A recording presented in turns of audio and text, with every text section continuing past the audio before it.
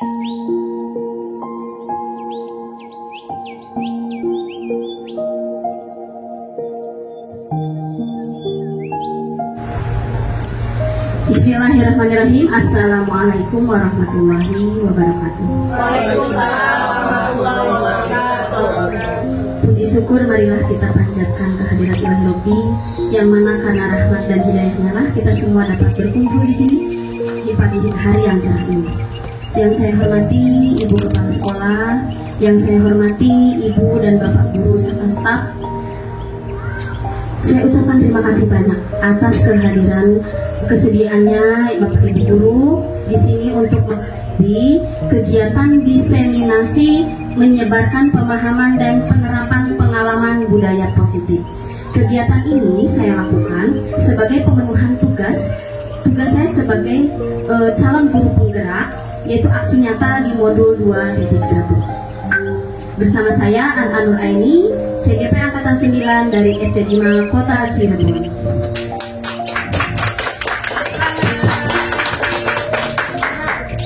Sebelum memulai kegiatan ini, marilah kita ucapkan basmalah bersama-sama. Bismillahirrahmanirrahim.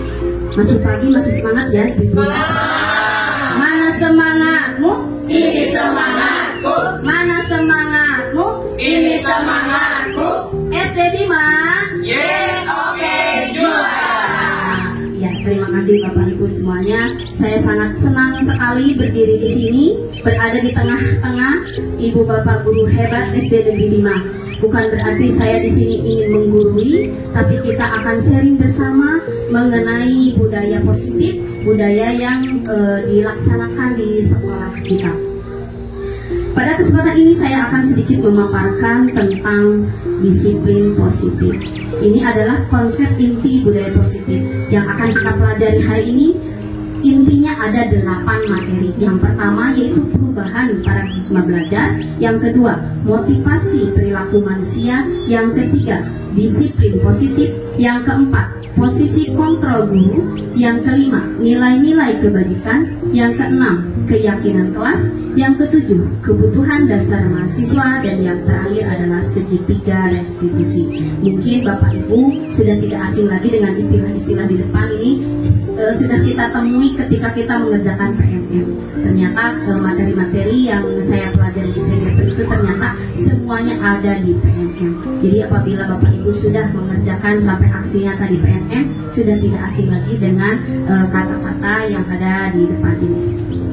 Baik Bapak Ibu, kita beranjak ke materi yang pertama tentang pembelajaran dengan paradigma baru. Nah, Bapak Ibu, setelah mendengar budaya positif, apa yang terbersit di dalam pikiran Ibu tentang budaya positif? Apakah Bapak Ibu bersedia untuk berpendapat? Siapa dulu ya? Budaya positif bagaimana? Ya, Bu Puji. Boleh. Budaya positif dalam pemikiran saya mungkin adalah hal-hal yang baik, hal-hal yang harus dilakukan anak-anak di sekolah, baik dengan teman ataupun dengan guru. Betul Bu Puji. Pertanyaan Bu Puji. Ya. Ada lagi dari ibu yang lain? Ya, cukup. Betul yang dikatakan Bu Puji bahwa disiplin positif itu merupakan keyakinan atau kebiasaan-kebiasaan, nilai-nilai yang diterapkan di sekolah, yang dilakukan setiap hari, yang kurang satu, yang mengacu berpusat pada siswa, yang berpihak pada murid, begitu Bu. Nah, menurut Bapak Ibu, apakah budaya positif ini penting dilaksanakan di sekolah kita, terutama di SD Negeri 5, Ibu? Sangat penting sekali. Kenapa? Disiplin. Iya, benar. Iya, lebih tertib belajar. Disiplin. Iya. Ya, disiplin waktu. Betul sekali Bu Hernia. Disiplin positif itu penting sekali diterapkan di sekolah kita. Di SD 5 ini penting sekali diterapkan budaya positif. Kenapa? Karena dengan kita menerapkan budaya positif di sekolah, berarti kita sudah menumbuhkan motivasi intrinsik siswa, motivasi dari dalam diri siswa, motivasi sehingga mereka menjadi siswa yang bertanggung jawab, berbudi pekerti luhur, dan tentunya berakhlak mulia. Nah, bertanggung jawab, berbudi pekerti luhur, dan berakhlak mulia ini adalah salah satu cita-cita dari Bapak Ki Hajar Dewantara, ya, dari Bapak Ki Hajar Dewantara, dan untuk mewujudkan profil pelajar Pancasila. Baik Bapak Ibu, akan kita bahas hari ini itu adalah yang pertama tadi pembelajaran dengan paradigma baru. Nah, dengan menerapkan disiplin positif tadi di sekolah, berarti kita sudah menerapkan prinsip pembelajaran yang berdiferensiasi, di mana para peserta didik belajar sesuai kebutuhannya berdasarkan tahap perkembangan sesuai teori psikologi modern untuk mewujudkan profil pelajar Pancasila. Ya, ya. Belajar Pancasila, beriman dan bertakwa pada Tuhan yang esa, dan berakhlak mulia, berkebinekaan global, gotong royong mandiri, kreatif dan bernalar kritis. Ya, terima kasih, tepuk tangan untuk kita semua. Ya. Tadi kita sudah belajar dengan berdiferensiasi. Nah, sekarang saya ingin bertanya tentang teacher center dan student center. Apakah ada Bapak Ibu guru yang mau berpendapat apakah perbedaan antara keduanya? Ya, malah Bu Vera. Kalau teacher center itu berpusatnya hanya kepada guru, Ya. student center itu berpusat Iya. Ada Bu Vera? Ada lagi yang mau berpendapat, Ibu? Iya, Bu Puput, mangga. Teacher center merupakan salah satu paradigma pembelajaran pada masa dahulu, dan sekarang student center sudah pada masuk masa pembelajaran dan sekarang. Ya, sesuai dengan zamannya. Ya. Terima kasih Bu Puput. Ya, betul sekali yang dikatakan oleh Ibu Vera dan Ibu Puput bahwa teacher center itu berpusat pada guru. Jadi guru itu istilahnya hanya mencekoki anak-anak dengan materi, dijejelan dengan materi, tidak mempertimbangkan apa kebutuhan siswa, perasaan mereka sedang bagaimana, tidak memperdulikan itu. Sedangkan kalau untuk student center itu berpusat pada siswa. Semua kegiatan itu siswa yang melakukan, guru hanya memantau, guru hanya menuntun, guru hanya membimbing. Jadi mereka menemukan sendiri materi yang sedang dipelajari, sehingga kalau mereka menemukan sendiri itu diharapkan dapat menempel terus ya Bapak Ibu ya. Jika materi itu ditemukan oleh sendiri, maka lebih bermakna, lebih diingatnya lebih lama. Begitu Bapak Ibu. Nah, sekarang saya mau tanya, di kelas Bapak Ibu apakah sudah menerapkan yang mana, metode yang mana, teacher center atau student center? Student center. Ya, terima kasih. Di sekolah Bima ini saya yakin guru-guru hebat sudah menerapkan semua student center, di mana semua pembelajaran itu berpusat pada siswa. Baiklah, kita lanjut ke miskonsepsi tentang teori kontrol. Miskonsepsi ini adalah kesalahan-kesalahan yang biasa kita lakukan tapi kita tidak sadar kalau itu salah. Di kelas biasa kita lakukan ini, tapi kita tidak sadar kalau itu ternyata salah. Dulu juga saya sebelum masuk CGP melakukan ini. Saya kira ini betul, sudah tindakan yang tepat, tapi ternyata ini adalah miskonsepsi, salah. Yang pertama adalah guru bisa mengontrol murid. Apakah betul Ibu bahwa Bapak Ibu guru bisa mengontrol murid? Mengontrol, merubah perilaku mereka, mengontrol mereka, menyetir mereka. Ya, maksudnya mengontrol, ya. Kita bisa yang kita lakukan, yang biasa kita lakukan di kelas, terutama saya, itu mengontrol siswa dengan suruh mereka itu berubah, perilakunya harus berubah langsung. Misalnya anak-anak buang sampah pada tempatnya, otomatis mereka akan membuang sampah pada tempatnya, tapi ya harus instan rasanya. Akan tetapi mereka memang berubah, perilakunya berubah. Akan tetapi dengan kita mengontrol seperti itu, ketika tidak kita suruh, mereka tidak akan membuang sampah pada tempatnya. Nah, itulah yang disebut dengan motivasi ekstrinsik. Jadi hanya dia mengerjakan itu hanya karena takut, hanya karena kontrol dari gurunya.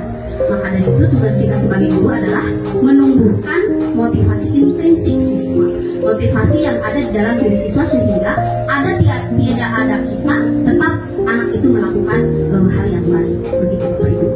Miskonsepsi yang kedua yaitu penguatan positif, efektif dan bermanfaat. Apakah betul Bu? Penguatan positif itu efektif dan bermanfaat bagi siswa. Penguatan positif itu cenderung seperti ke bujukan, rayuan, ayo Sina belajar.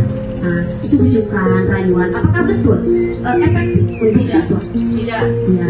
Nanti hasilnya hanya Nah, ini terutama saya biasanya seperti itu ya, terutama waktu dulu saya ngajar di kelas 1 banyak sekali bujukan, rayuan kepada anak supaya anak itu mau untuk belajar.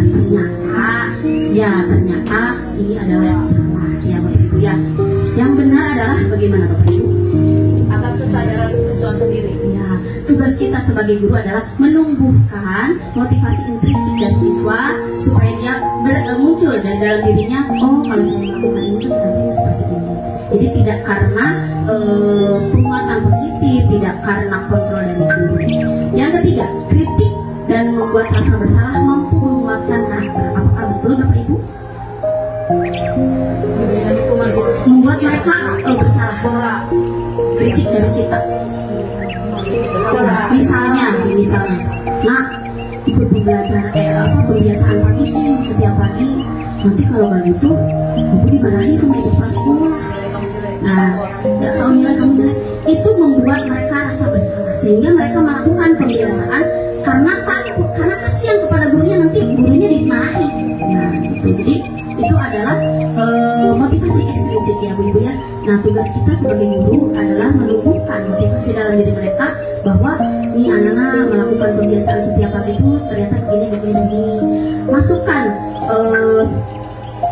nilai-nilai ya manfaatnya. Jadi supaya mereka tersadar, muncul dari dalam diri hati mereka sendiri, oh iya ternyata melakukan kebiasaan itu begini nantinya. Jadi tidak hanya karena ada kritik dari guru, tidak ada membuat rasa bersalah dari guru. Begitu ya Bu ya.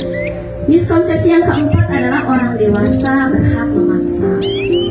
Betulkah? Salah. Kita guru, orang dewasa tidak boleh memaksa keinginan anak. Karena kalau kita memaksa, anak-anak akan terpaksa melakukan kegiatan-kegiatan yang tersuruh, begitu tidak muncul dari dalam kesadaran dirinya sendiri.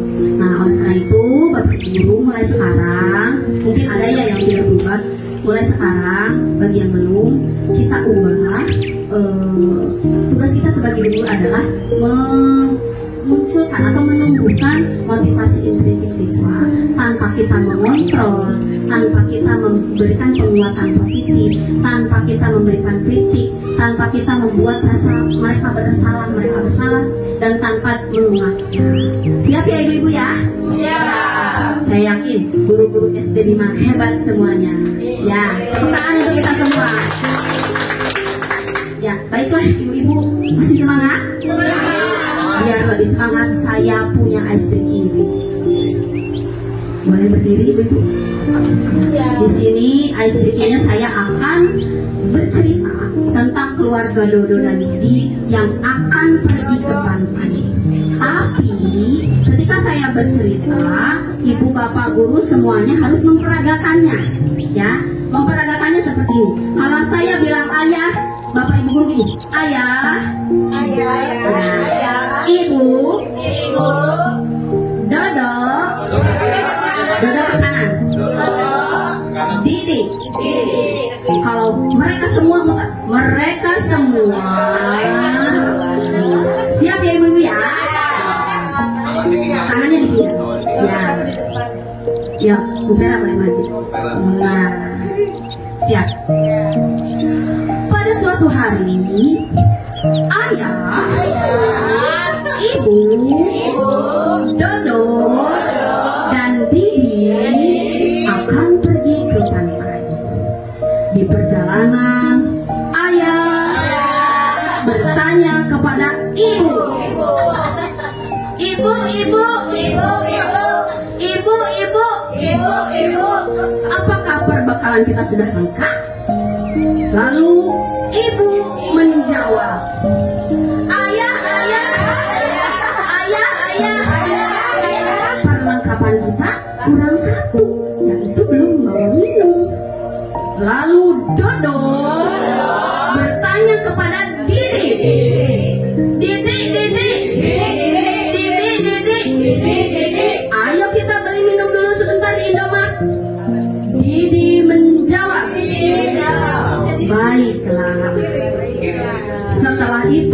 Mereka semua melanjutkan perjalanan. Seketika ibu merasa pusing dan mabuk perjalanan. Ayah berkata, "Dodo, tolong berikan obat kepada ibu." "Baiklah, ayah," jawab Dodo.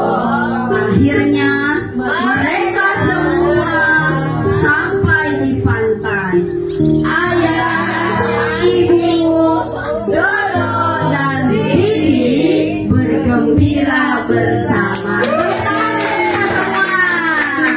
Bagaimana Bapak Ibu? Ya, saya sudah menerapkan ini di anak-anak. Mereka senang sekali. Padahal ceritanya sih kita nggak aja ngarang. Mau pergi ke pasar, mau pergi kemana ya. Itu untuk ice breaking di kelas. Baiklah Bapak Ibu, kita lanjutkan lagi. Kita ke materi yang ketiga, yaitu disiplin positif. Disiplin positif itu erat kaitannya dengan aturan ya Bapak Ibu ya. Biasanya disiplin, kata disiplin itu erat kaitannya dengan aturan, tata tertib, hukuman, sanksi seperti itu. Akan tetapi salah Bapak Ibu. Disiplin itu artinya belajar. Disiplin berasal dari kata disiplina yang artinya belajar. Disiplin positif merupakan salah satu cara disiplin yang bertujuan untuk menumbuhkan kesadaran serta memberdayakan peserta didik tanpa imbalan, tanpa penghargaan atau reward, ancaman atau hukuman. Nah, ini banyak sekali kita lakukan di kelas, memberikan penghargaan, imbalan, reward kepada anak-anak supaya anak-anak mau mengerjakan apa yang kita berikan. Atau mau, misalnya anak-anak ikut lomba ya, nanti ibu kasih imbalan ini. Anak-anak, ayo nilainya 100, nanti ibu kasih imbalan ini. Nah, termasuk saya masih seperti itu di kelas. Ternyata Bapak Ibu memberikan imbalan, penghargaan atau reward itu ternyata tidak benar. Tapi reward atau penghargaan itu boleh dilakukan apabila tidak diceritakan dulu di depan. Jadi apabila anak melakukan suatu kegiatan yang positif, kita tiba-tiba kita memberikan hadiah atau imbalan tanpa kita beritahu di depannya atau sosialisasi, itu tidak apa-apa. Kecuali, nah, nih nilai kalau 100 kasih 1000. Nah, kecuali di depannya disebutkan dulu rewardnya apa, baru itu yang tidak boleh. Jadi berupa hadiah aja di belakang, tidak tanpa anak harus tahu dari awal. Spontanitas aja di belakang. Begitupun dengan ancaman dan hukuman. Ayo, kalau kamu tidak mengerjakan PR nanti berdiri di depan kelas. Itu tidak kurang baik. Ya, betul Bapak Ibu. Nah, tugas kita sebagai pendidik yaitu menciptakan peserta didik yang memiliki disiplin diri. Jadi dimulai dulu dari disiplin diri sehingga mereka berperilaku mengacu kepada nilai-nilai kebajikan dan memiliki motivasi intensif dalam perubahan perilaku ke arah yang lebih baik. Jadi tugas kita sebagai guru itu berat sekali ya Bapak Ibu ya, memberikan menumbuhkan nilai-nilai kebajikan untuk mereka. Nilai-nilai kebajikan nanti akan kita bahas setelah ini. Nilai-nilai kebajikan itu apa saja? Memotivasi intrinsik itu ternyata susah sekali. Kita di kelas harus menjadi mama dede, harus berceramah supaya mengena di hati mereka. Oh ternyata kalau berbuat begini seperti ini. Nah itu tugas kita sebagai guru untuk merubah perilaku mereka ke arah yang lebih baik tanpa imbalan, penghargaan, ancaman atau hukuman. Siap ya Bapak Ibu ya? Ya. Baik Bapak Ibu, kita lanjutkan. Nah, ini tadi nilai-nilai kebajikan. Tugas kita sebagai guru yaitu mengingatkan mereka tentang nilai-nilai kebajikan. Nilai-nilai kebajikan itu apa aja? Nilai yang disepakati bersama, lepas dari suku bangsa, tanpa memandang suku bangsa, agama, bahasa maupun latar belakangnya. Contoh-contoh nilai kebajikan. Yang pertama, profil pelajar Pancasila, primary years program, keterampilan hidup atau life skill. Ini nilai-nilai kebajikan yang harus kita ajarkan kepada anak-anak didik kita. Yang pertama, profil pelajar Pancasila ini sudah tidak asing lagi di kuping kita ya Bapak Ibu ya. Beriman dan bertakwa, berkebinekaan global, gotong royong, mandiri, kreatif, bernalar kritis. Jadi ini bukan hanya diajarkan nyanyiannya saja kepada anak-anak, akan tetapi diajarkan bagaimana dengan bergotong royong, bagaimana caranya mandiri, kreatif, dan bernalar kritis. Begitupun dengan primary years program, yaitu toleransi, rasa hormat, integritas, mandiri, menghargai, antusias, empati, keingintahuan, kreativitas, kerjasama, percaya diri, dan komitmen. Ini nilai-nilai yang harus kita ajarkan kepada anak. Bagaimana caranya kita bertoleransi dengan teman kita yang berbeda agama, bagaimana cara kita menghormati orang yang lebih tua, mandiri, menghargai. Kita harus mengajarkan itu. Yang terakhir itu keterampilan hidup atau life skill. Dapat dipercaya, lurus hati, pendengar yang aktif, tidak merendahkan orang lain, dan memberikan yang terbaik dari diri. Itu merupakan nilai-nilai kebajikan yang harus kita tanamkan dalam diri siswa supaya anak itu menjadi anak yang bertanggung jawab, berakhlakul karimah, sesuai dengan cita-cita dari Hajar Dewantara. Baik ibu-ibu, kita lanjutkan. Sampai sini ada yang mau bertanya Bapak Ibu? Cukup ya? Ya. Kita lanjutkan ke materi selanjutnya, yaitu kebutuhan dasar manusia. Kita sebagai manusia pasti memiliki kebutuhan ya Bapak Ibu ya, kebutuhan dasar yang harus dipenuhi oleh kita. Karena apa? Kalau tidak terpenuhi kebutuhan itu akan terjadi apa Bapak Ibu? Akan tidak terjadi perilaku yang tidak sesuai dengan aturan, akan terjadi penyelewengan ya Bapak Ibu ya. Nah, pemberontakan bisa, ya betul. Jadi kebutuhan dasar siswa itu di kelas itu harus kita penuhi. Apa itu kebutuhan dasar manusia? Segala sesuatu yang kita lakukan untuk mendapatkan apa yang kita inginkan. Seluruh tindakan yang kita lakukan memiliki tujuan tertentu, dan semua usaha yang kita lakukan adalah dalam rangka agar kebutuhan dasar kita terpenuhi dengan baik. Nah Bapak Ibu, kita sebagai guru bertugas untuk memenuhi kebutuhan dasar dari siswa. Apa saja kebutuhan dasar dari siswa itu? Ada 5 Bapak Ibu. Yang pertama yaitu bertahan hidup. Bertahan hidup. Yang kedua kasih sayang dan rasa diterima. Yang ketiga penguasaan, kebebasan, dan kesenangan. Ini adalah 5 kebutuhan dasar manusia. Bukan hanya kebutuhan dasar siswa, tapi kebutuhan kita semua, kebutuhan kita sebagai manusia. Nah, tugas kita sebagai guru di kelas itu memenuhi ke-5 kebutuhan dasar siswa ini supaya ketika di kelas, ketika kebutuhan dasar yang 5 ini sudah terpenuhi, dia akan maksimal dalam belajar di kelas. Diharapkan seperti itu. Kita bahas satu persatu. Yang pertama, kebutuhan bertahan hidup. Kebutuhan bertahan hidup ini berkaitan dengan makanan, pakaian, tempat tinggal, keamanan, dan kesehatan. Apabila di kelas kita terdapat siswa yang murung, lemas, tiduran aja di meja ketika belajar, kita tidak boleh langsung memarahi atau menegurnya. Kita tanya dulu, barangkali ada kebutuhan dasar yang belum terpenuhi. Ya, kebutuhan salah satunya misalnya makanan, dia belum sarapan misalnya dari rumah sehingga lemes di kelasnya. Nah, sehingga tugas kita bagaimana cara memenuhi kebutuhan bertahan hidup tersebut. Misalnya, nak ditanya dulu, mengapa kamu lemas-lemas di kelas? Oh, aku belum sarapan. Oh, boleh, kamu boleh misalnya sarapan dulu. Jangan, nanti aja istirahat sebentar lagi. Nah, itu tidak boleh ya. Silakan, nah makanannya dimakan dulu atau keluar dulu, atau boleh ke kantin dulu. Nanti setelah selesai kamu ke kelas lagi. Nah, seperti itu ya Bapak Ibu ya. Jadi ya betul Bu. Jadi harus dipenuhi dulu kebutuhan dasar mereka-nya. Karena kalau tidak, ya nanti sampai akhir pelajaran ya akan seperti itu, lemas, tidak bersemangat. Nah, ketika kebutuhan bertahan hidup ini sudah terpenuhi, maka insya Allah akan maksimal di kelas. Yang kedua, kasih sayang dan rasa diterima. Kasih sayang dan rasa diterima ini berhubungan dengan rasa diterima, dipedulikan, berbagi, kerjasama, menjadi bagian dalam kelompok.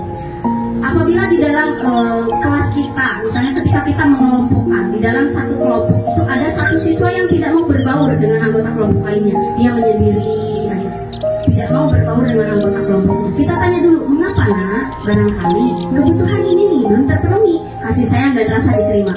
Ternyata si anak itu dikucilkan misalnya oleh temannya, menjadi bagian dalam kelompok, tidak diajak misalnya oleh teman-teman kelompoknya, tidak diajak kerjasama, tidak diajak berbagi, tidak diterima dalam kelompok itu, sehingga anak itu mengucilkan diri, misalnya tidak mau bergabung dengan anggota kelompok lainnya. Nah, tugas kita yaitu memenuhi kebutuhan itu Bapak Ibu.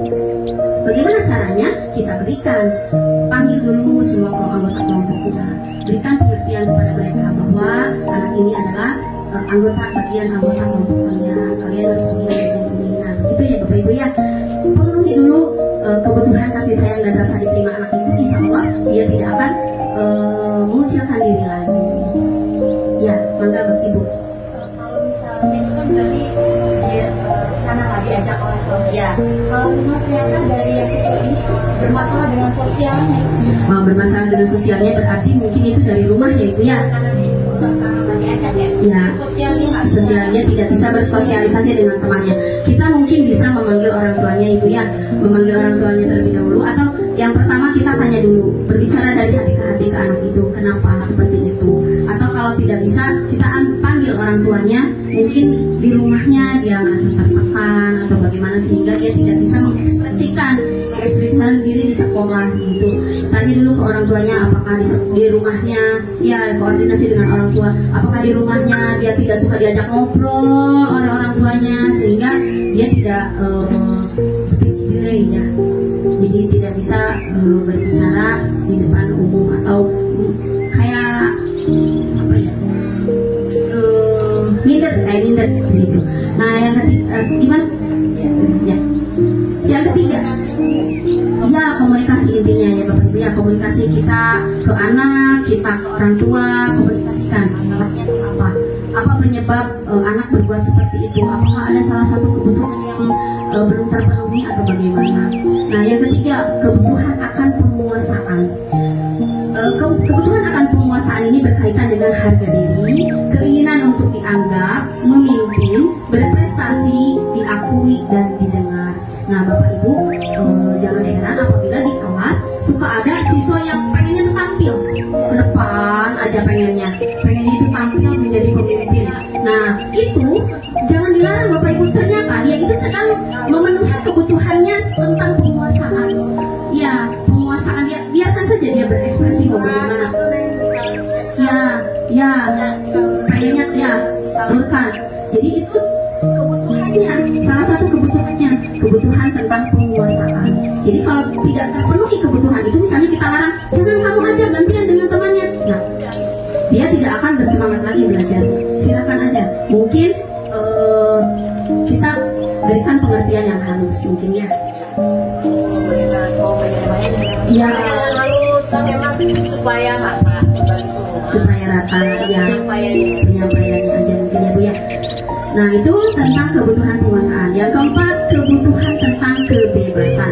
Kebutuhan kebebasan berhubungan dengan mandiri, memiliki pilihan, mencoba hal baru, dan mampu mengendalikan diri. Nah, kebutuhan kebebasan ini berhubungan dengan ini Bu, masih ingat nggak dengan gaya belajar siswa? Gaya belajar siswa itu ada 3. Yang pertama visual, audiovisual, kinestetik ya, auditori atau audiovisual bisa. Visual, audiovisual dan kinestetik. Nah, kebebasan di sini bukan berarti anak bebas di kelas suruh lari, enggak, sesuai kemauan mereka, tidak. Tapi kebebasan di sini kita sebagai guru sebelum pelajaran dimulai harus tahu anak ini senangnya gaya belajar visual, anak ini senangnya gaya belajar audio atau kinestetik, begitu Bu. Karena apa? Ketika kita menyampaikan pembelajaran misalnya dengan menampilkan video, untuk anak yang audio visual aman-aman aja karena mereka senang dengan tampilan video dan suaranya nyanyian atau apa yang ditampilkan. Tapi untuk anak yang kinestetik baru 5 menit aja udah koset karena dia kebebasannya merasa terkungkung gitu ya, merasa tidak bebas. Maka dari itu kita sebagai guru harus mengetahui di awal si anak ini mode belajarnya bagaimana, apakah senang dengan musik atau senang hanya dengan mendengarkan atau tapi kebanyakan anak yang kinestetik ya Bu ya, kebanyakan dia kalau dibawa keluar kelas itu merasa senang sekali. Nah kita harus memfasilitasi itu, mengakomodir itu semua, jangan sampai kita hanya memberikan pembelajaran untuk yang visual aja atau untuk yang audio aja. Nah begitu Ibu. ini tentang kebutuhan dasar kebebasan. Jadi anak-anak dibebaskan sesuai dengan gaya belajar mereka, dia maunya apa, kita harus tahu. Makanya tugas kita berat sekali ya ibu, harus tahu persatu si anak ini modenya visual atau apa. Nah itulah ketika di awal pelajaran, di awal tahun ajaran baru kita melakukan tes diagnostik. Itulah fungsinya melakukan tes itu, supaya kita tahu si anak ini model belajarnya bagaimana. Yang terakhir Bapak Ibu, kebutuhan kesenangan, yaitu bermain, humor, antusiasme, dan tertawa. Jadi Bapak Ibu, apabila ada anak yang tertawa di kelas itu jangan dilarang ya Bapak Ibu, kecuali dia tertawa sendiri ya. Dia ketawa-ketawa senang-senang di dalam kelas itu tidak boleh dilarang. Karena apa? Karena dia itu sedang memenuhi kebutuhannya, yaitu kesenangan. Makanya saya menerapkan seperti ini di kelas. Ketika anak-anak sudah mulai ribut, ayo tertawa 3 kali, hahaha. Ayo tertawa 2 kali, haha. Ayo tertawa 1 kali, ayo tertawa semuanya, haha. Jadi anak-anak tertawa semuanya. Jadi setelah tertawa itu anak-anak tidak boleh tertawa lagi ya, karena sudah tersalurkan. Jadi begitu ya Bapak Ibu ya. Tepuk tangan untuk kita semua. Itulah 5 kebutuhan dasar murid yang harus kita penuhi sebagai kita sebagai guru harus memenuhi kebutuhan itu supaya anak maksimal ketika belajar di kelas. Baik, kita lanjutkan Bapak Ibu. Ice breaking lagi aja ya Bu ya. Supaya lebih semangat, saya punya ice breaking. Ada clue-nya. Clue-nya di kiri ada, di kanan tidak ada. Clue-nya di kiri ada, di kanan tidak ada. Siap ya Bapak Ibu ya? Di kiri ada, di kiri ada, di kanan tidak ada. Soal yang pertama. Di sungai ada, di gunung tidak ada, di danau, di sungai ada, di gunung tidak ada, di danau ada. Apa alasannya? Ingat clue-nya ya Ibu ya. Di kiri ada, di kanan tidak ada, di danau ada. Ya betul, tapi memang betul ada, tapi alasannya belum tahu ya. Nah, coba kita ke pertanyaan kedua. Ingat clue-nya, kiri ada, kanan tidak ada. Di kelas tidak ada. Di perpustakaan tidak ada. Di halaman ada. Tidak ada. Ya, udah ketemu ya? Udah ketemu kata kuncinya belum? Udah ketemu ya? Gimana? Kiri ada. Itu lihat akhir kata kiri adalah vokal. Kanan N konsonan. Jadi di sungai berarti vokal ada. Gunung konsonan berarti tidak ada.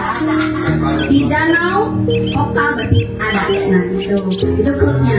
Ya, kita semua itu bisa diterapkan di anak-anak supaya mereka berpikir ya. Tapi clue ya berpikir kritis. Tapi clue-nya hanya kita kasih tahu itu aja. Kiri ada, kanan tidak ada. Baik Bapak Ibu, kita lanjutkan kembali ke materi selanjutnya, yaitu motivasi perilaku siswa. Motivasi perilaku siswa. Dari tadi Bu Antu ngomong aja motivasi intrinsik. Motivasi intrinsik itu apa sih?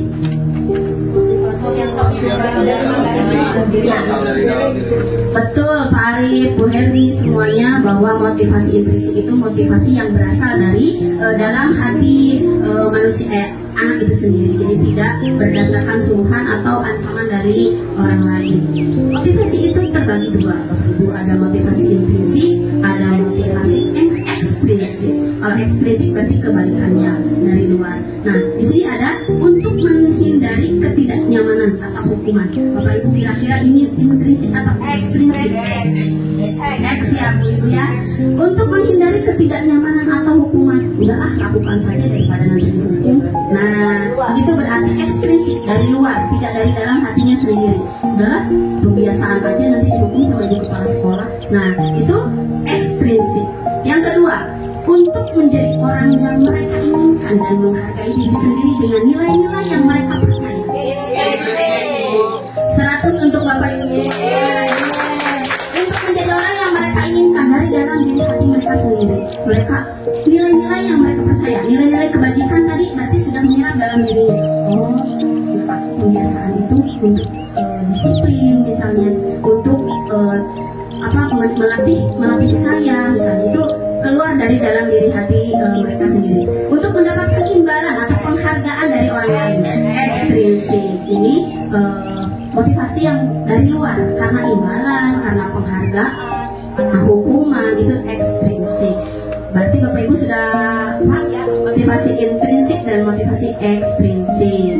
Baik Bapak Ibu, kita lanjutkan kalau sudah paham. Kemarin di kantor kita Bu Puji ngobrol-ngobrol ya, apa sih hukuman, konsekuensi dan restitusi. Sebetulnya saya mau ngejelasin tapi nanti buat ini. Di PMM itu ada hukuman, konsekuensi dan restitusi. Apa perbedaan dari ketiga jenis ini? Hukuman, ciri-cirinya tidak terencana atau tiba-tiba. Murid tidak tahu apa yang akan terjadi, bersifat satu arah dan berupa hukuman fisik atau psikis. Itu adalah hukuman. Yang kedua, konsekuensi. Itu terencana, disepakati sesuai aturan. Ini kalau begini, sanksinya ini ada tertulis. Murid tetap dibuat tidak nyaman. Sikap guru selalu memonitor murid. Ini adalah ciri-ciri dari konsekuensi. Yang ketiga, restitusi.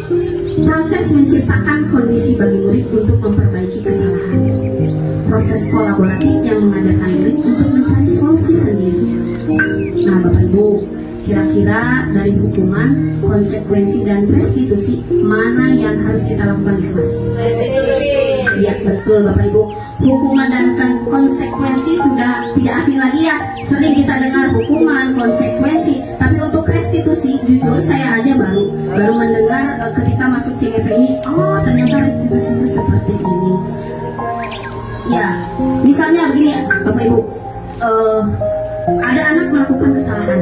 Ya udah nak, karena kamu sudah melakukan kesalahan, keliling lapangan 10 kali. Nah itu masuk mana? Hukuman. Karena tidak direncanakan. Siswa tidak tahu nih kalau aku melakukan kesalahan ini hukumannya nanti apa. Bisa jadi disuruh nulis 10 baris, bisa jadi disuruh keliling lapangan. Itu tidak diketahui. Itu masuk ke hukuman. Dan biasanya berupa hukuman fisik ya tadi, keliling lapangan berupa fisik. Bisa juga berupa psikis. Perkataan kita yang menyakitkan hati mereka. Saya mau cerita sedikit ya Bapak Ibu. Waktu saya dulu ketika masih SD, kelas 6 SD. Ingat aja, waktu itu ketika pembelajaran EPB dan KPK. Ketika pembelajaran EPB dan KPK itu, saya merasa saya malah ngobrol dengan teman. Jadi ketika guru bertanya dan disuruh menyatakan soal mereka, saya tidak bisa. Akhirnya apa Bapak Ibu? Rambut saya ditarik ke atas oleh guru itu, dan hal itu diingat sampai sekarang. Sampai saya udah setua ini masih ingat hal itu. Nah, yang nempel Bapak Ibu. Jadi kalau untuk hukuman baik fisik maupun psikis itu akan membekas di hati mereka. Walaupun sampai setua ini juga masih ingat. Itu psikis itu tidak boleh dilakukan karena akan membekas dalam hati mereka. Itu sekedar sering aja ya. Terus yang konsekuensi Bapak Ibu, kalau ada yang terlambat datang ke sekolah, biasanya siswa suruh barisannya berbeda. Nah itu sudah ada aturannya seperti itu. Jadi anak tahu kalau udah telat, oh ya udah aku barisannya beda. Nah, itu berarti masuk ke konsekuensi. Jadi sudah direncanakan, sudah disepakati di aturan tersebut. Apabila tidak membawa peci, topi, dasi, maka barisannya misah. Nah itu sudah disepakati, sanksinya seperti itu. Nah itu masuk ke konsekuensi. Yang ketiga ketiga, restitusi. Nah, apabila ada anak yang melakukan kesalahan, idealnya, tapi kadang kita suka latah ya Bu ya, kalau anak melakukan kesalahan, udah tulis tegak bersambung 10 lembar misalnya. Itu sudah sama ya Bu ya, kita sudah latah. Tetapi idealnya apabila kita menemukan kesalahan pada siswa, kita harus melakukan menciptakan kondisi untuk memperbaiki kesalahan itu dan berkolaboratif dengan mereka, mengajarkan untuk mencari solusi sendiri. Nah, restitusi itu ada 3 tahapannya. Yang pertama adalah validasi identitas, validasi identitas, menyatakan identitas. Jadi ketika anak melakukan kesalahan, kita harus stabilkan dulu emosinya. Jangan malah ketika anak melakukan kesalahan dimarahi. Nah, anak harus gini, tidak boleh. Stabilkan dulu emosinya. Nah, betulkah kamu tidak membawa topi misalkan, atau betulkah kamu terlambat sekolah? Stabilkan dulu emosinya. Setelah itu validasi tindakan yang salah. Apa alasan kamu? Pasti kamu punya alasan karena melakukan itu. Tanya dulu apa alasannya. Yang ketiga, tanyakan keyakinan kelas yang mana yang sudah dia langgar. Nah, ayo kita pikirkan bersama. Tadi kamu telah ketinggalan topi misalnya. Keyakinan kelas mana yang kamu langgar? Aku tidak disiplin. Nah, ketika anak sudah tahu keyakinan kelas mana yang mereka langgar, baru kita masuk. Nah, harusnya begini. Nah, seperti itu ya Bu Ibu ya. Cuma kadang di praknya mah nggak seperti itu ya Bu Ibu ya. Tapi sedikit kita belajar untuk mempraktekkan ya restitusi ketika menghadapi anak yang bermasalah. Di sini ada kita lanjut dulu ke 5 posisi kontrol guru. Posisi kontrol guru ada 5, yaitu sebagai penghukum, pembuat rasa bersalah, sebagai teman, sebagai pemantau, dan sebagai manajer. Nah, Bapak Ibu, berada di manakah posisi kita saat ini? Di penghukum, atau di pembuat rasa bersalah, atau di teman, ataukah di pemantau atau manajer, Bapak Ibu? Kadang sebagai teman, kadang sebagai pemangku, kadang sebagai pembuat rasa bersalah, kadang juga sebagai pemantau dan manajer. Idealnya, Bapak Ibu, idealnya kita sebagai guru itu posisinya itu ada di sebagai manajer, ya, tidak sebagai penghukum, pembuat rasa bersalah, teman atau pemantau. Kita idealnya itu sebagai manajer. Nah, Bapak Ibu, kita lanjutkan, kita bahas satu persatu. Contohnya, contoh penerapan 5 posisi kontrol guru yang tadi. Yang pertama sebagai penghukum. Guru yang posisi kontrolnya sebagai penghukum, dia akan memberikan hukuman kepada anak berupa fisik atau psikis. Hormat pada bendera selama 1 jam. Nah, itu berarti posisi guru sebagai penghukum. Ya, zaman dulu. Zaman sekarang guru-gurunya tidak seperti itu ya Bapak Ibu ya. Alhamdulillah. Yang kedua, sebagai pembuat rasa bersalah. Berapa kali Ibu harus memberitahu kamu selalu saja mengecewakan Ibu. Nah, itu sehingga mereka itu merasa bersalah. Oh iya, aku melakukan kesalahan ini, jadi merasa bersalah kepada gurunya, selalu mengecewakan gurunya. Nah, itu tidak boleh ya Bapak Ibu ya. Posisi ini kurang tepat. Yang ketiga yaitu sebagai teman. Ayo dong ikuti aturan sekolah. Jadi kita layaknya teman aja ke anak itu. Tolong bantu Ibu ya, sekali ini aja. Ya sudah, tidak apa-apa. Lain kali jangan sampai dibuat seperti ini lagi ya. Jadi kontrol guru ini sebagai teman, mendekati teman, mendekati siswa sebagai teman. Ya. Yang keempat sebagai pemantau. Kamu sudah melanggar peraturan sekolah. Kamu tahu konsekuensinya. Setelah upacara, kamu beli atributnya ke koperasi dan jangan diulangi lagi. Ini sebagai pemantau. Yang terakhir sebagai manajer. Apa kamu tahu kesalahanmu? Kira-kira bagaimana kamu memperbaiki kesalahanmu? Jadi ketika ditanya seperti itu, anak mikir sendiri. Oh iya, kesalahan aku ini memperbaikinya bagaimana ya? Nah, itu anak mikir sendiri bagaimana cara memperbaiki kesalahan yang telah dia lakukan. Sudah paham ya Bu ya posisi kontrol guru? yang pembuku, pembuat rasa bersalah, teman atau pemantau dan manajer. Kalau sudah paham, sini saya ada soal. Posisi kontrol apakah aku? Saya kecewa sekali dengan kamu. Merasa bersalah? Coba kita lihat apakah betul? Iya betul ibu, pembuat rasa bersalah. Saya kecewa sekali dengan kamu. Ini berarti posisi kita sebagai pembuat rasa bersalah. Boleh nggak Pak? Tidak, kurang tepat. Kurang tepat. Kurang tepat. Yang kedua, kamu tidak pernah benar melakukannya. Kontrol apakah aku?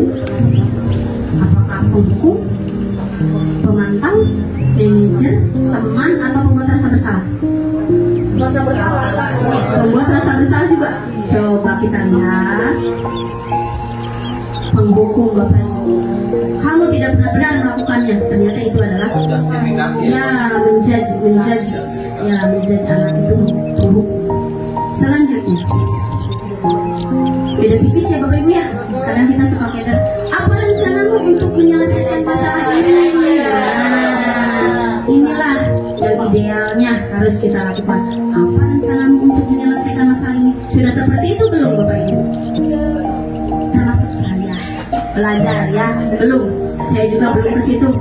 Baru melek saya juga ternyata seperti ini. Apa rencanamu untuk menyelesaikan masalah ini? Jadi anak memecahkan sendiri. Oh berarti kalau begini aku harus begini. Ya seperti itu. Ini adalah posisi manajer ya betul Bapak Ibu. Jadi tidak ditanyakan dulu kenapa alasan. Tidak ditanyakan. Nah, Hukum berarti. itu zaman jahiliyah ya Ibu ya. Tapi itu membekas ya Bu ya, membekas dalam hati anak sampai dia tua juga masih ingat. Makanya itu tidak boleh. Yang selanjutnya, ayolah lakukan teman. Ya, ini posisi kontrol teman. Coba kita lihat. Iya betul Bapak Ibu. Ayolah lakukan demi ibu ya. Ini posisi kontrol teman. Yang terakhir, kamu tidak pernah mendapat nilai kalau tidak mengerjakan tugas. Memantau. Betul, betul. Kamu tidak pernah mendapat nilai kalau tidak mengerjakan tugas. Ini adalah posisi sebagai pemantau. Baik Bapak Ibu berarti sudah paham ya. Penghukum, teman, pembuat rasa bersalah, manajer dan pemantau. Itu perbedaannya seperti itu. Idealnya yang kita laksanakan di kelas itu sebagai manajer. Nah, baik Bapak Ibu kita lanjutkan ke materi yang selanjutnya yaitu mengenai keyakinan kelas. Di kantor kemarin Bu Pujiya pernah ngomong ya, sekarang tuh keyakinan kelas bukan peraturan kelas. Lagi-lagi saya mau menjelaskan tapi nanti. Kenapa sih keyakinan kelas bukan peraturan kelas? Satu lagi termasuk kesepakatan kelas. Keyakinan, kesepakatan, peraturan. Apa perbedaannya? Jadi saya analogikan ketika kita berkendara motor di jalan raya, kita memakai helm. Ketika ditanya kenapa kamu pakai helm, aku ditilang. Itu berarti keyakinan, peraturan, atau kesepakatan. Peraturan ya Bapak Ibu. Jadi pakai helm itu karena aku ditilang. Itu berarti peraturan. Peraturan lalu lintas, pengendara harus memakai helm. Itu peraturan. Tapi kalau begini, kenapa kamu pakai helm? Untuk melindungi diri saya, untuk menjaga keselamatan. Keyakinan. Itu adalah keyakinan. Dia yakin dari dalam hatinya bahwa saya harus pakai helm. Karena kalau tidak pakai helm, keselamatan saya tidak aman. Nah gitu. Jadi itu perbedaan antara keyakinan kelas dan peraturan kelas. Jadi kalau keyakinan kelas itu diyakini datang dari dalam hati mereka sendiri. Aku tidak boleh begini peraturannya. Aku tidak boleh begini. Nah itu keyakinan kelas. Pembentukan keyakinan kelas. Apakah Bapak Ibu sudah membentuk keyakinan kelas? Ya. Rata-rata dikerjakan atau dilakukan ketika awal masuk ya Bapak Ibu ya. Keyakinan kelas dibentuk ketika awal tahun ajaran SMA, ketika mereka masuk di kelas yang baru. Ini pembentukannya. Pertama, bersifat abstrak, berupa pernyataan universal, dibuat dalam pernyataan positif sedikit saja agar mudah diingat, sesuai dengan kondisi kelas, melibatkan semua warga kelas. Kadang kalau zaman dulu kontrak belajar ya sama ya hampir sama dengan kontrak belajar. Kan kita suka lihat tata tertib sekolah banyak bebek, ada 20 yang sampai kita figuran itu. Nah, itu tata tertib sekolah. Kalau keyakinan kelas itu sedikit tapi mudah diingat oleh anak-anak. Ya, keyakinan kelas itu misalnya cuma ada 5, tapi mencakup nilai-nilai kebajikan dimasukkan ke sana. Jadi, misalnya nih, ketika pembentukan keyakinan kelas, atau gini deh, ada ibu-ibu yang mau berbagi pengalaman ketika membuat keyakinan kelas di kelas. Caranya bagaimana? Anak-anak ke depan menuliskan. Anak-anak ke depan menuliskan apa yang misalnya apa yang tidak boleh atau harus di misalnya apa ada aturan ya betul. Yang pertama, anak-anak ke depan untuk menuliskan atau bisa memakai kertas yang berwarna-warni supaya lebih menarik. Anak-anak ditugaskan untuk menuliskan apa saja aturan-aturan yang boleh dan tidak boleh di kelas. Betul. Setelah itu langkah kedua apa Bapak Ibu? dirangkum ya, Dirangkum dari disepakati, dibicarakan bersama.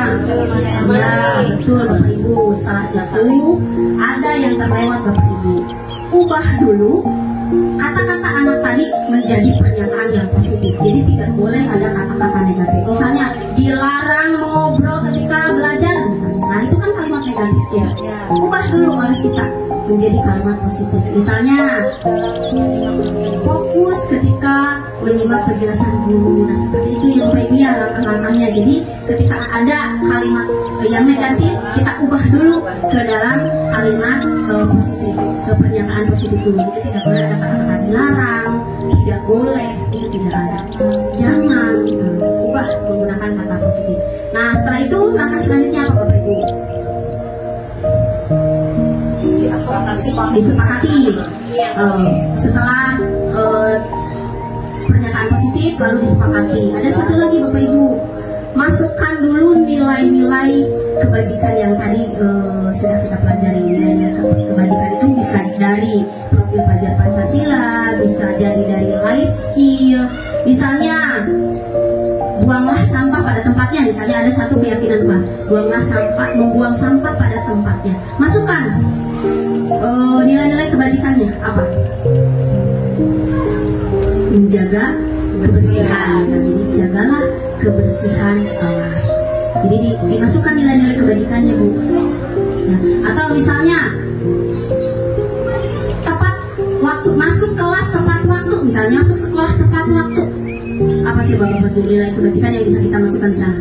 Disiplin, betul. Jadi kata-katanya itu harus mengandung nilai-nilai kebajikan. Misalnya disiplin waktu belajar.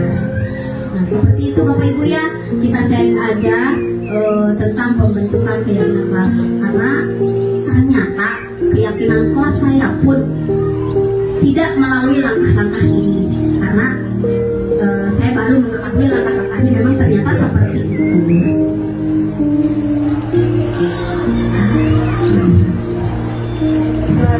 Nah ini yang terakhir Bapak Ibu, segitiga restitusi.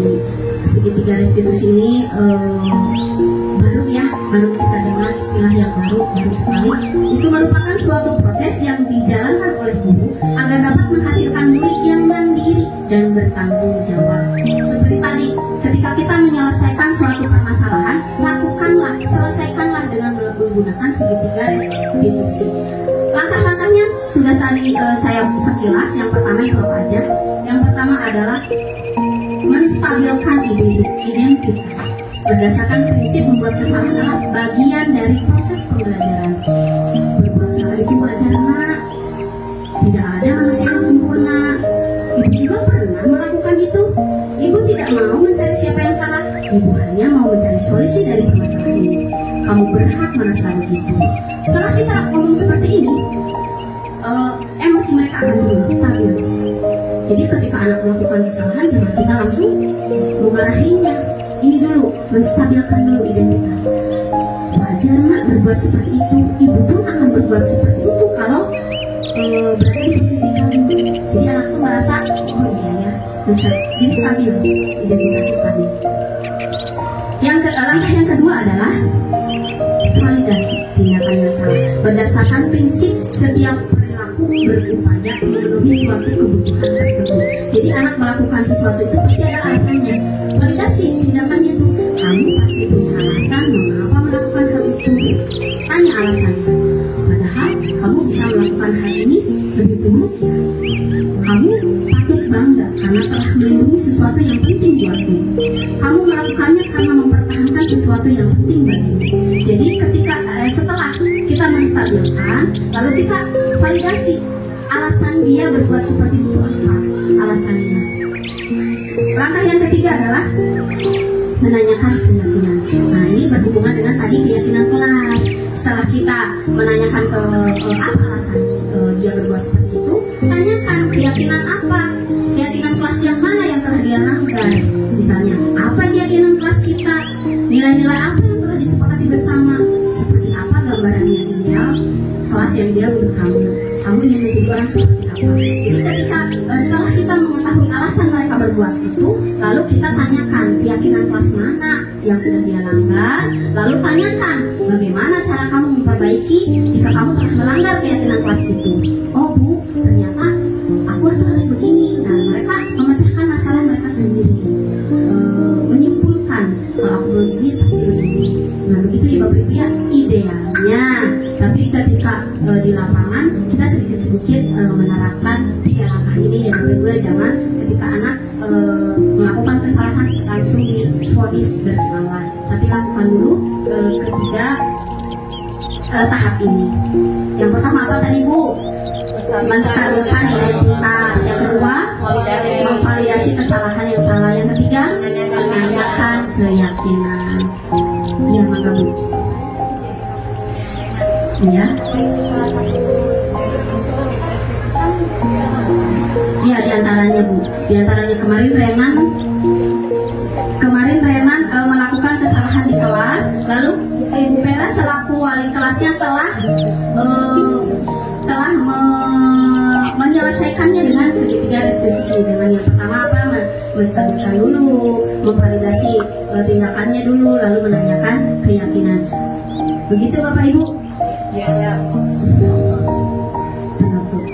Dalam penerapan program disiplin positif, hendaknya guru memiliki standar kepribadian profesional dan sosial yang baik, di mana guru mampu merefleksi dirinya dalam posisi kontrol saat ini. Bagaimana peran dirinya sebagai among atau manajer yang menuntun muridnya menjadi insan yang mandiri, merdeka dan bertanggung jawab. Sekian pemaparan dari saya. Mudah-mudahan ilmu yang saya berikan bermanfaat. Terima kasih atas waktunya. Assalamualaikum warahmatullahi wabarakatuh. Waalaikumsalam warahmatullahi wabarakatuh.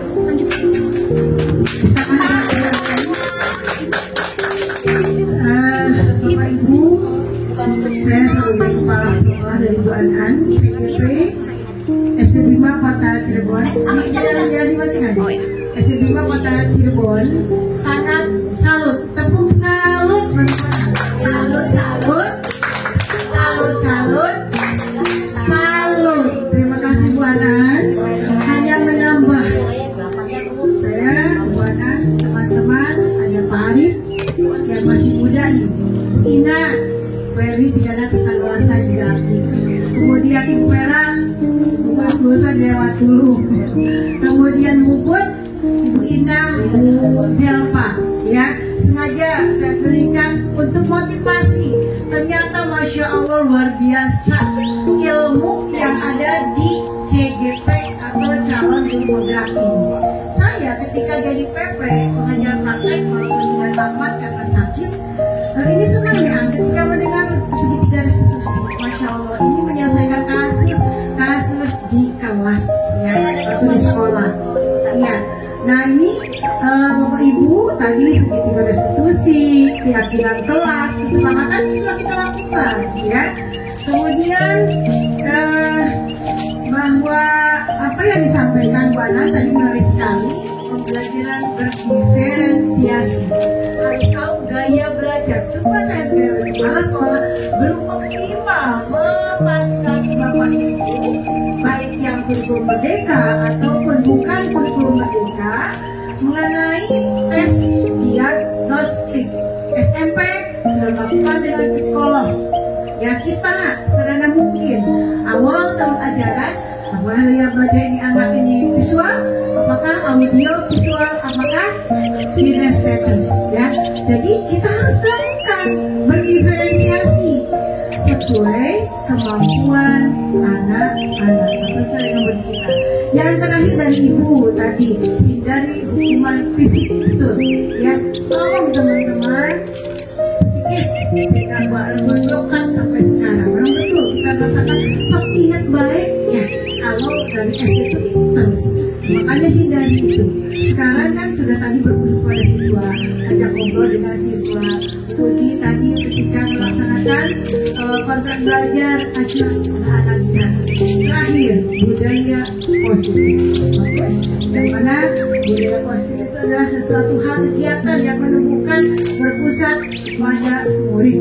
KHD, mengajar, Dewan Toro sangat wanti-wanti kepada kita seluruh pendidik berpusat pada murid. Itu barangkali anak-anak, mudah-mudahan kita bisa menghindari miskonsep lebih jauhnya malpraktek, introspeksi diri. Jadi sekali lagi ibu motivasi bagi anak-anak muda, ayo CGP angkatan ke-11 tinggal 2 hari lagi kalau mampu, tapi aku nanti angkatan berikutnya boleh. Termasuk ibu inginnya daftar fasilitator, tapi ketika melihat usia 50 tahun maksimal tidak bisa, ya. Itu saja Bu An, terima kasih sekali lagi, luar biasa hebat Bu An. Mudah-mudahan tahapan demi tahapan dilalui dengan senang, riang, gembira, sehingga hatinya ikhlas dan ilmunya didapat. Ibu doakan, semua mendoakan Bu An supaya lulus CGP. Amin. Terima kasih. Assalamualaikum warahmatullahi wabarakatuh. Waalaikumsalam warahmatullahi wabarakatuh. Terima kasih Ibu Kepala Sekolah atas refleksinya. Luar biasa sekali guru-guru istimewa.